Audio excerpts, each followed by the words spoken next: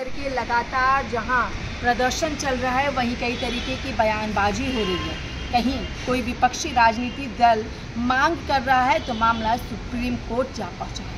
बात करेंगे आम आदमी पार्टी के वरिष्ठ नेता और पेशे से अधिवक्ता सोमनाथ भारती हमारे साथ मौजूद है। सोमनाथ जी, नीट परीक्षा हुई, सालों का परिश्रम क्षण भर में खत्म होता हुआ दिखाई दिया, ऐसा छात्रों का भी कहना है, आप क्या कहेंगे? देखिए, जो नेशनल टेस्टिंग एजेंसी है जो भाजपा ने बनाया, इसके ऊपर इतने लांछन लगे हैं और मैंने उसकी जांच पड़ताल की है, कानूनी रूप से भी की है, अदरवाइज भी की है। और मैं बिल्कुल संकोच नहीं कर रहा हूँ ये कहने में कि एनटीए बहुत बड़ा स्कैम है और ये स्कैम इतना बड़ा है कि इसमें बड़े बड़े लोग हाथ नहीं लगाना नहीं चाह रहे। आप सोच सकते हैं कि ग्रेस मार्क्स क्या होता है।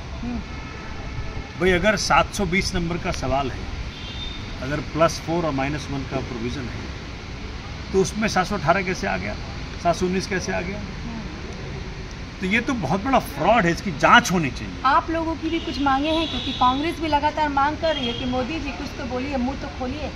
आपकी क्या मांग है? लाखों बच्चों के भविष्य का सवाल है। कोचिंग इंस्टीट्यूट्स और एग्जामिनेशन सेंटर के इसमें नेक्सस है।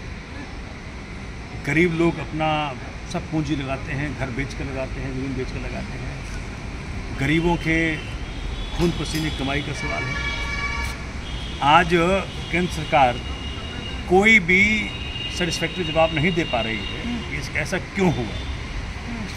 1563 बच्चों का फिर से एग्जाम ले लेंगे। नहीं, वो इस बात को तो एनटीए ने कहा है, सुप्रीम कोर्ट ने नहीं कहा, एनटीए ने कहा इसे। लेकिन वो हुआ क्यों, इसकी जांच होनी चाहिए।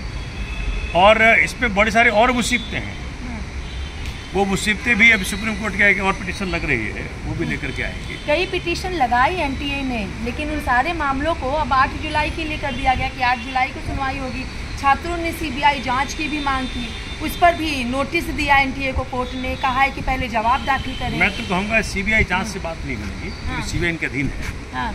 इसको सुप्रीम कोर्ट मॉनिटर्ड कोई इन्वेस्टिगेशन टीम बने, एसआईटी बने, जो कि इसकी जांच करे, क्योंकि इसमें केंद्र सरकार की बहुत बड़ी दखलंदाजी का मामला निकल के आएगा और इसमें बहुत बड़ा भ्रष्टाचार हुआ है। आप लोगों को सुप्रीम कोर्ट पर इस मामले को लेकर भरोसा है?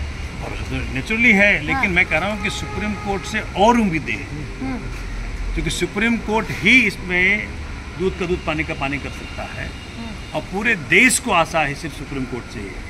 आप देख लें, अब तो मतलब पिछले 10 साल में सुप्रीम कोर्ट का जो स्टेचर है कि भाई मामूली मसलों पे भी सुप्रीम कोर्ट ही जाना पड़ रहा है आपको, बेल के लिए सुप्रीम कोर्ट जाना पड़ रहा है आपको, मिसयूज अथॉरिटी के लिए सुप्रीम कोर्ट जाना पड़ रहा है आपको। एक भी एजेंसियां नहीं बची जो कि भाजपा के प्रकोप से बची हो। लेकिन केंद्रीय शिक्षा मंत्री धर्मेंद्र प्रधान एक बार तो कह रहे हैं कि कुछ ऐसा हुआ नहीं, और दूसरी बार वो कह रहे हैं कि जांच होनी चाहिए, हम छात्रों के साथ हैं। 2 तरीके की बातें निकल के सामने आ रही। अगर आज चुनाव के पहले कह दी होती ऐसी बातें तो बात कुछ और थी। इस पूरे मसले को दबाया गया कि चुनाव तक ये मसला बाहर नहीं आया। ये मसला बहुत दिन से चल रहा है और बहुत जल्द इसमें और भी साक्ष्य के साथ प्रमाण रखे जाएंगे।